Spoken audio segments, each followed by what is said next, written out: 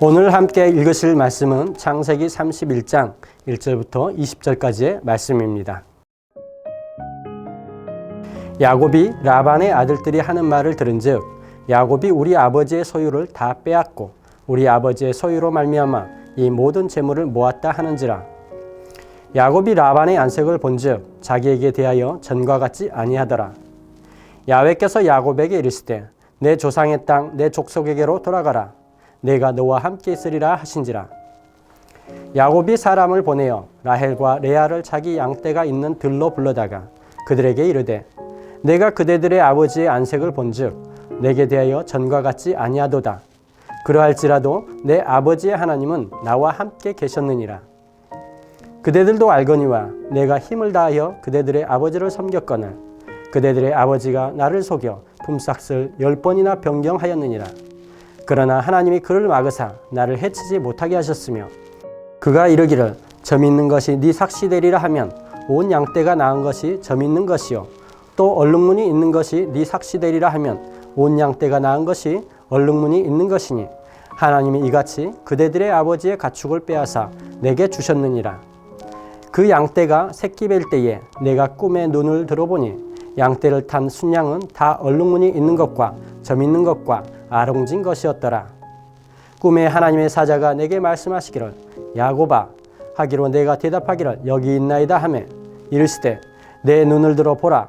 양떼를 탄 순양은 다 얼룩무늬 있는 것, 점 있는 것과 아롱진 것이니라. 라반이 내게 행한 모든 것을 내가 보았노라. 나는 베델의 하나님이라. 네가 거기서 기둥에 기름을 붓고 거기서 내게 소원하였으니 지금 일어나 이곳을 떠나서 내 출생지로 돌아가라 하셨느니라. 라헬과 레아가 그에게 대답하여 이르되 우리가 우리 아버지 집에서 무슨 분깃이나 유산이 있으리요. 아버지가 우리를 팔고 우리의 돈을 다 먹어버렸으니 아버지가 우리를 외국인처럼 여기는 것이 아닌가. 하나님이 우리 아버지에게서 취하여 가신 재물은 우리와 우리 자식의 것이니 이제 하나님이 당신에게 이르신 일을 다 준행하라. 야곱이 일어나 자식들과 아내들을 낙타들에게 태우고 그 모은 바 모든 가축과 모든 소유물 곧 그가 밧단 아람에서 모은 가축을 이끌고 가나안 땅에 있는 그의 아버지 이삭에게로 가려 할세. 그때 라반이 양털을 깎으러 갔으므로 라헬은 그의 아버지의 드라빔을 도둑질하고 야곱은 그 거취를 아람 사람 라반에게 말하지 아니하고 가만히 떠났더라. 아멘.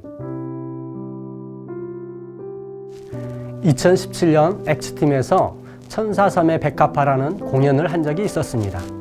그 내용은 문진경 전도사님에 대한 내용입니다. 문진경 전도사님은 1900년대 초 신안군 14개 읍면에서 20여 년간 복음을 전하며 수많은 사람들을 전도하여 100개의 교회를 개척하고 목회자 160여 명, 장로 80여 명을 배출하셨습니다. 그러다 6.25 전쟁 때 공산주의자들에 의해 죽창에 찔려 59세의 나이에 순교하신 훌륭한 분이셨습니다. 전도사님은 17세의 어린 나이에 신랑이 누군지도 모른 채 양가 부모님의 합의로 결혼을 하게 됩니다. 하지만 전부터 남편은 따로 사귀던 여인이 있어서 문진경 전도사님을 거들떠보지도 않았습니다. 부모님이 나무라는데도 전혀 말을 듣지 않았습니다. 전도사님은 어린 나이에 타지로 시집 와서 남편에게 사랑은커녕 외면과 박대를 당하니 몹시 외롭고 고통스러웠습니다. 그런 상황을 지켜보시던 시아버지께서 어느 날 어린 며느리에게 말씀합니다. 내가 네 마음을 다 안다. 그리고 시아버지는 어린 며느리에게 글도 가르쳐주며 많은 위로가 되어 주었습니다. 시아버지께서 어린 며느리에게 내가 네 마음을 다 안다 라고 했을 때 전도사님은 그 마음에 큰 위로와 힘이 되었을 것입니다. 그동안 자신의 마음을 묻고 있던 외로움과 아픔이 햇볕에 눈 녹듯 녹아져 내렸을 것입니다. 오늘 말씀에 보면 야곱이 외삼촌 라반의 집에서 살아온 동안에 많은 억울함이 있었음을 보여줍니다. 야곱이 비록 형 에서와 아버지 이삭을 속이긴 했지만 라반의 집에 와서는 나름대로 성실히 일을 하였습니다. 그 결과 라반은 많은 가축과 재물을 얻을 수가 있었습니다. 하지만 라반은 그런 야곱을 잘 대해주기보다는 자신의 이익을 위해서 야곱을 계속 이용해 먹었습니다. 야곱이 라헬을 아내로 맞이하기 위해 7년을 열심히 일했을 때 라헬이 아닌 그 언니 레아를 주는가 하면 10번이나 품삯을 변경하면서 야곱을 속이고 억울하게 하였습니다. 하나님의 섭리하에 에서를 속인 야곱이 이제 외삼촌 라반에게 속는 것이 당연한 이치로 보기도 합니다. 하지만 야곱과 라반과의 관계만 볼 때 야곱이 억울한 것은 사실이었습니다. 야곱은 라반을 위해 열심히 일하는데 라반은 그런 야곱을 악용하니 야곱 입장에서는 몹시 억울하고 속이 상했을 것입니다. 그런 때에 하나님의 사자가 야곱의 꿈에 나타나 말씀합니다.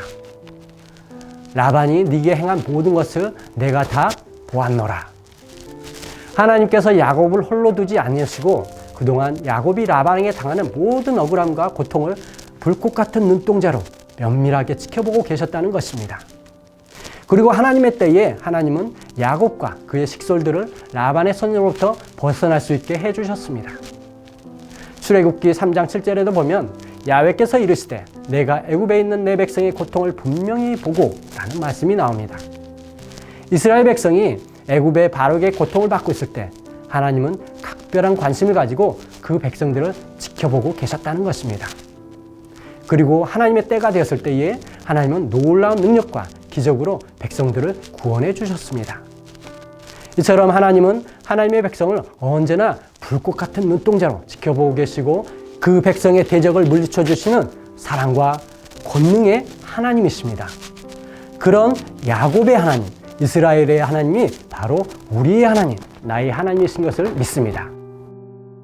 여러분, 남이 알지 못하는 억울함과 힘든 마음이 있으십니까? 여러분의 하나님께서 불꽃 같은 눈동자로 다 지켜보고 계십니다.